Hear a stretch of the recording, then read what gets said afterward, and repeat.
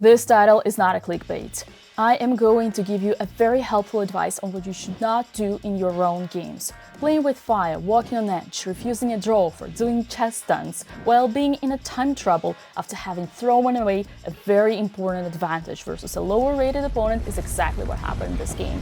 Watch this video till the end to know exactly what you should not do in your own games. So here is the game from the round 3 of Reykjavik Open 2023 in Iceland, where I am playing, as you all know, and yeah, you wanted to have this recap. The game started with d4, knight f6. Oh, I should probably tell the players first. Yeah, so I'm playing against Heiderson Arnar Milutin, rated 2075, a young player, 19 years old from Iceland, so a local guy, and I'm playing black. Usually when you play black, you know that you need to fight for equality first before starting to fight for advantage. So this is what I'm doing. d4, knight f6, c4, e6, knight c3, bishop b4. I'm going for Nimzo. Nimzo is something that I have started playing only recently. In fact, I used to be a Queen's Gambit accepted player all my life until like maybe the COVID hit and I decided like, oh, I have more time. I should work on my openings. I should expand my repertoire, which you should do as well.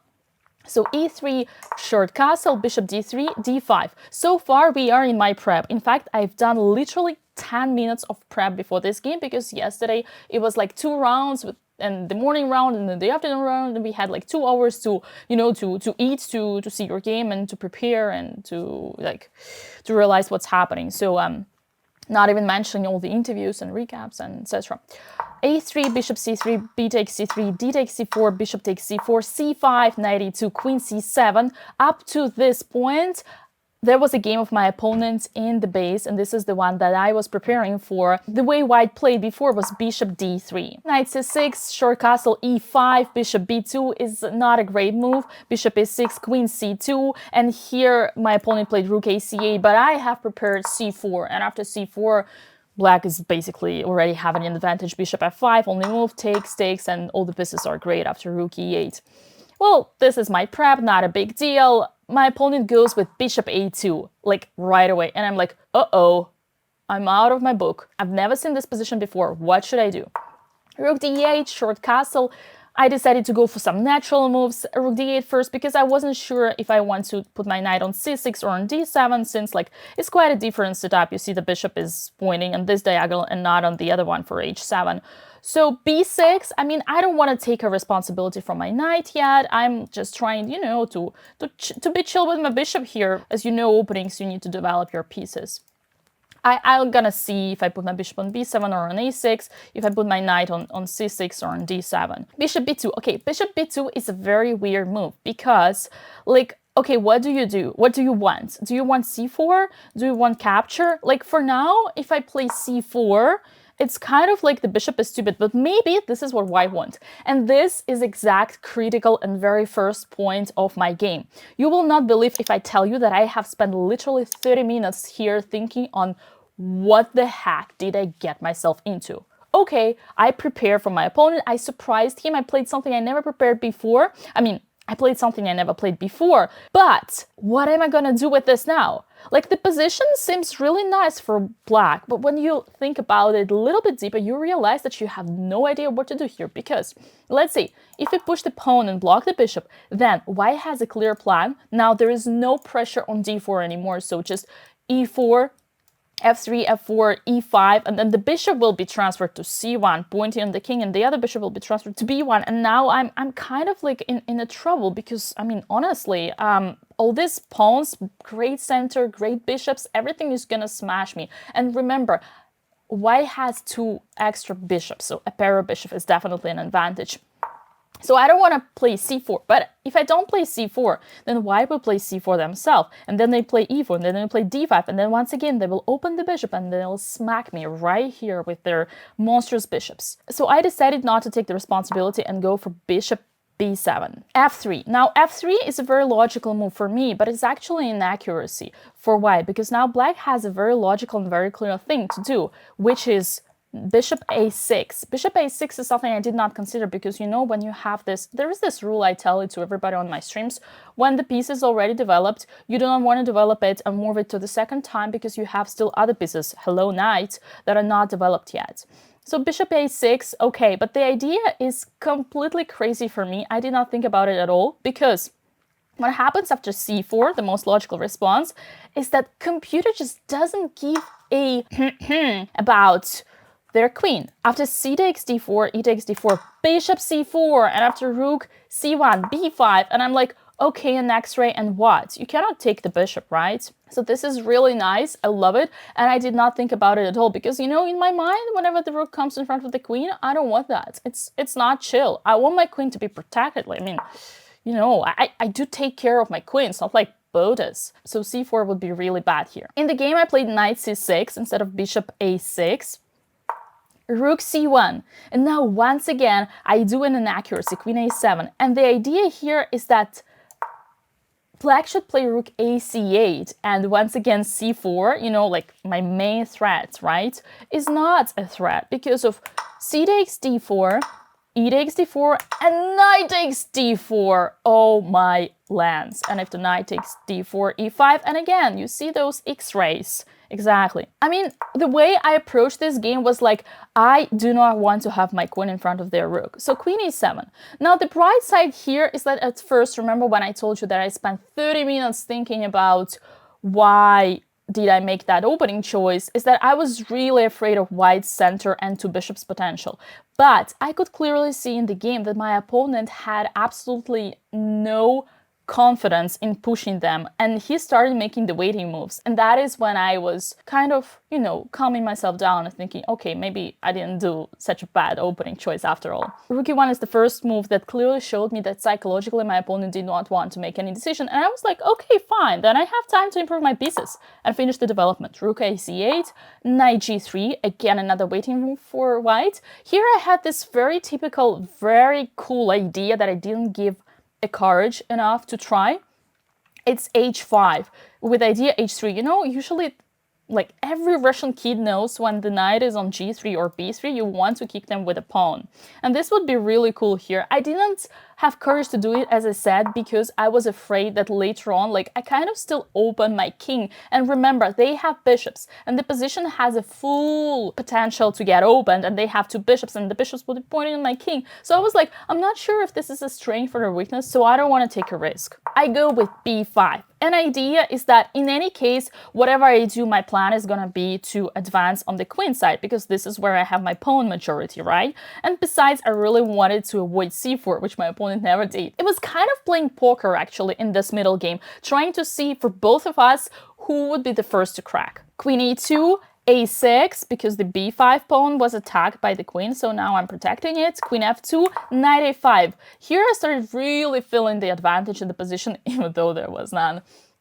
e4, there we go, my opponent is the first one to advance. But knight c4, hello baby, my knight is really cool here, what are you gonna do about it? Queen e2, a very naive attempt to attack the pawn after bishop takes, c4, pawn takes, and queen takes, c takes d4, and pointing the queen. So a5, yeah, I mean, advancing, like, you know, as my Russian coach would say, bring all your feet, like, closer. Bishop takes c4, b takes c4. Of course, queen takes c4 is not possible because of, like, hello, baby, I'm here, how are you? So a4. a4 is a nice move because, as you can see here, the worst piece of white is actually their bishop. It's completely, like, as I would tell it on my streams, the bishop is in the toilet, so therefore a4 really wants to activate the bishop. It's nice, but hello baby, what are you gonna do with your a4 pawn? Did I just say baby for the second time in a row? Excuse me, my English is not the best for now. Queen c2, bishop c6, another super easy move for black. Rook a1, once again rook b8, one more super nice and fast move. We love fast moves. We really want to, you know, to get the time on the clock. And besides, remember I told you I spent like 30 minutes on the clock and I was like describing it as a very bad thing. Well, it is a bad thing. One should never take too much time on the move. It's like, and when I say too much, it's like even 10 minutes is too much. Yeah, like if you want to keep it like the simple rule for OTB game, you spend on one move between 3 and 6 minutes, and this is the perfect. But also never rush, and you will see why you should never rush. d5, and this is the turning point where I finally have gain the advantage because my opponent just loses the patience and throws. Well, in fact, there were some some threats. For instance, I wanted to maybe to take bishop a4, like queen takes, but rook b2. There is some tactics. I'm not sure it would give something to me because my still pawns would be kind of, my other pawns would be weak, so I'm not sure that this would be a threat. But still, I mean, definitely white should not throw a pawn, and this is what happened. d5, e takes d5, e5, now attacking the knight, knight e8. Okay, so it does look scary. Plus, finally, for the first time in the game, the bishop gets activated. Remember I told you in the toilet? No, bishops should not be in the toilet. And here is the side effect, where I'm the one throwing back the advantage because I am... Yeah, sometimes it happens to me to lose the patience or like just get scared of some ghosts. But those are ghosts. They do not exist because I should have just played the most natural move, which in fact I wanted to play, knight c7, and like, okay, bishop g5, not a big deal, rook e8, f4, fine. But if you try to attack as white, you simply have no time because now d4 is just gonna be monstrous and all the pawns gonna be thrown, and yeah, so black is just simply 10 times faster on the queen side than the white on the king sides here. Unfortunately, I didn't understand that and I pushed d4. It was way too emotional. C takes d4. Now I have a choice. If I take with a pawn, then queen takes c4, rook b5, queen c5, and I don't really have any advantage. Even if I take the e4, they take the a5, and yeah, it's just like, remember, it's an opposite color bishop, so it's not a big advantage. White has a lot of dynamics here, which is enough to equalize. You, there, I see you. You're not a subscriber. The button is right here, down below.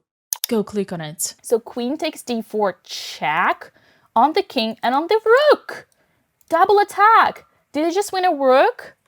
Oh, there's a bishop on e3. Protecting the king and the rook at the same time. Well, obviously I saw that.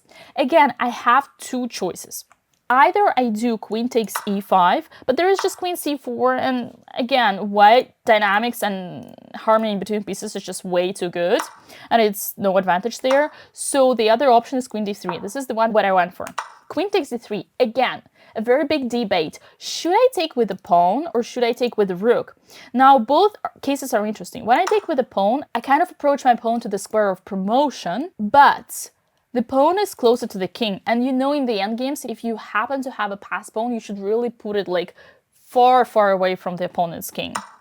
So the other option would be to take with the rook, and after bishop c5, yet my pawn is only on the 4th rank and not on the 3rd rank. But I do gain both open files, as you can see here. Both open files, and my rooks potentially gain the chance to go to the 2nd rank. And, as I told you, the pawn is further away from the king. So, in fact, this option would have been way smarter. Unfortunately, I was like, okay, I'm just gonna go for the safer one, c takes d3. Yeah, if you continue watching my recaps, you will soon find out that I am kind of, sometimes my friends call me babushka chess style, like I'm like a babushka, the granny, the Russian word for granny. Yeah, I do prefer solid and slow and careful. That being said, I always get tempted by dynamics. This is like a crazy thing. I think like having spent like 25 or plus, whatever, I'm not good with math, years of competing in chess, I still haven't figured out what my style is. But as my coach says, as long as you're learning chess, you haven't yet established your style. Bishop takes c5, rook d5 was my plan. Now what's interesting is that bishop is forced to retreat to a not a great square, which is f2. And now another key moment of the game. I see the threat. White wants to bring their knight, threaten knight e7, and, create some dynamics. And it's really dangerous. And I don't know what to do. Should I play g6? But it's a weakening in the way that the dark squares, right? If I play g6. Like bishop d7 is too passive and slow. So I go for this rook b4. But after knight f5, it's like, oh my gosh. It's so edgy. That was the moment in the game that I realized that I threw away the advantage and I started little by little getting tilted. King e8, and now there is a very, very, very dangerous tactic here, which my opponent likely didn't go for. And remember, I told you, I noticed from the very beginning, my opponent, just as me, did not have any courage to go for, concrete decisions and dynamics. The idea here was to play rook e-c1, threatening this, juicy tactics with bishop c5 and the knight and stuff. If king goes to b8, the knight e7, it's pretty dangerous. And the only move here would be, which, by the way, thanks God I found while he was thinking, is rook takes a4. If rook b1, just d2 and wins, rook takes, and bishop takes, and after bishop c5, the only way for black to survive here is to sacrifice the exchange, rook takes c5, and now d2, and we're going to promotion. The only way for white now not to lose is knight a3 and the promote, bishop takes, and rook a5. And now everything is interesting because knight and the bishop versus rook.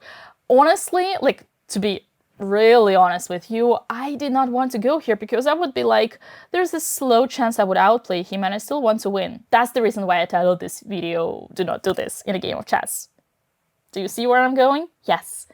Do not exaggerate. I'll explain you better. He went with knight e3, now I take the pawn, rook d1, and that was the last chance that I could be, not forcing the things. Just agree for a draw after rook a4, bishop a4, and rook d3. Yes, black does have an extra pawn, but guys, come on. It's an opposite colored bishops, and that's more than enough for white to make a draw here. So all of a sudden, I don't want to do that, but that's what you should not do. Do not disrespect your opponents. Rook b3 is the edgy move.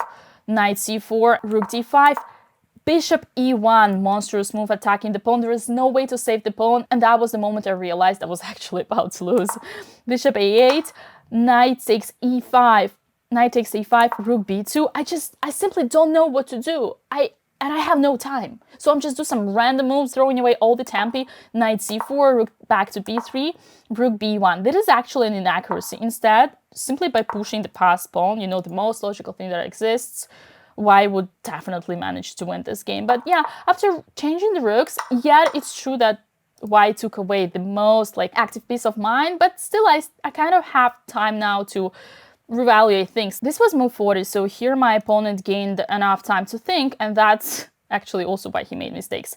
So right about here, I was still in this thought I would actually lose this game. Knight b6, bishop c6. I'm trying to survive. I'm trying to to hold on. Bishop c3, rook d8, king f2. After king f2, I kind of realized that I was kind of having enough time to regroup my pieces and improve the situation. So knight c7, I want to bring the knight to the fight, and I want to blockade the square. Rook d1. After rook d1, that was the moment when I noticed that my opponent was scared of me and I wanted to make a draw. And guess what? That was also the moment where I realized that I did not want to draw anymore.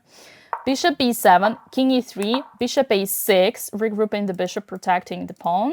King d2, f6, rook e1, king f7, rook e4. Here, white offers a draw, but that was no surprise for me anymore. Well, simply because I could already see by the moves of my opponent way before, when the rook from the open file went to a very passive defense in front of the pawn, is that my opponent wanted to draw. And, that's where I felt the blood. And I was like, bro, I don't want any draw.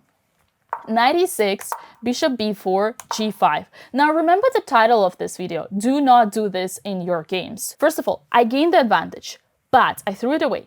I got tilted. I was playing against a lower rated opponent, so I wanted a win. I wanted to outplay him. I wasn't satisfied with the draw because I would lose rating. Finally, I was in a time trouble. So the combination of all this details is actually very bad and putting me under very huge risk of, losing the game.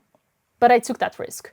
Why? Because I'm a fighter. Was that a good decision? I don't think so. G3 is a mistake. Knight e4 was my initial plan, but I got afraid of this line. Rook e7, king g6, rook a7 attacking the bishop, knight f3. And here the thing that I did not see is that after king d1, I have a very nice tactics. I thought my bishop was trapped and I stopped, but in fact I can just go both ways, either bishop c8 or rook d4.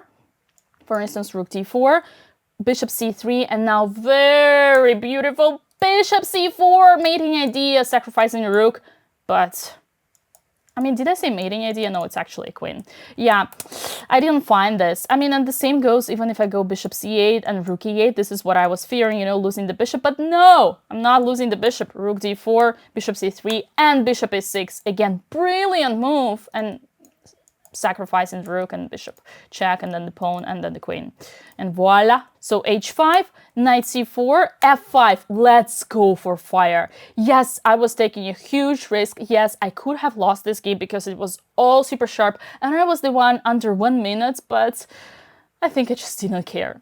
Knight e5, king g8. King g8 is important because I don't want any pins or checks if I go to dark squares, which is like normally, remember, in the endgame, king is your strongest piece, so you do want to keep it close to the center. But okay, here king g8 was more justified. Rook e3 is a mistake. White should have played rook e1. So rook e3 is a mistake because knight d4, and now so much tactics, and the rook is trapped.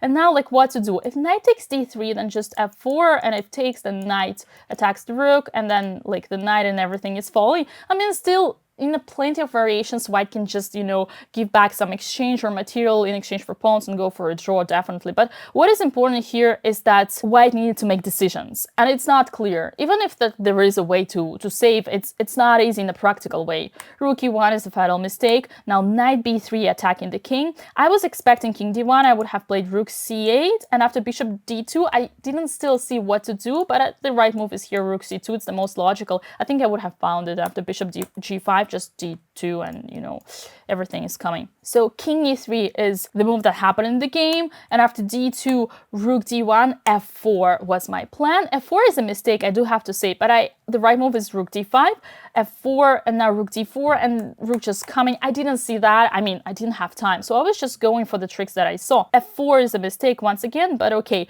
The right move here was king f2, but I mean, still not easy to play here. I would just improve my king and, you know, do something. Okay, probably I would win, probably I would make a draw. I mean, I don't think I would lose because already, like, black is so good. But in the game happened king f4, and my initial plan, funny, was actually to go for bishop e2 to attack the rook, and then white would just check and give the bishop for the pawn, and then we would agree for a draw. Okay, scary for white, right? But one piece and for 2 pawns in the endgame like this, and the passive king is not enough, plus white has protected pawn. But again, on practical level, it's not easy to understand, and that's why my opponent actually, I think, went for it. But another thing is, like, I had no idea I had a tactic here. One move tactic, rook d4. And the only reason I found this tactic is because I was like, hold on, Dina. Do not rush with your bishop. Look at the position. And I'm like, whoa, rook d4. No way. Boom. My opponent just threw everything.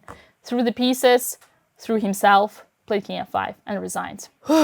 Ladies and gentlemen, I already did the conclusion, but let me repeat once again. The moral of the story, when you see that you threw an advantage, you're low on time, you should not take risk and go for a worse position. Here, the best decision that I should have done had I been adequate was simply to take on a4 and, okay, agree for a draw. I mean, obviously, continue to play would most likely be a draw, but okay, at least I wouldn't lose. But instead, I got tilted. I tried to go for stunts, chess stunts and tricks, being lower on time, and played rook b3, and because of that, I was supposed to lose this game. In any case, as the old good Russian saying says, all is well that ends well. So we are with 2 out of 3 going for the round 4. I hope you enjoyed this recap. If you want to see how I lost to International Master in round 2, do tell me in the comments down below. I'll probably do a recap of that game as well later on if you'd like to. And as far as for now, hope you enjoy everything. My games are covered on 2-3 channel, both is live. Dina in her leather pants. I wonder if that's the right moment to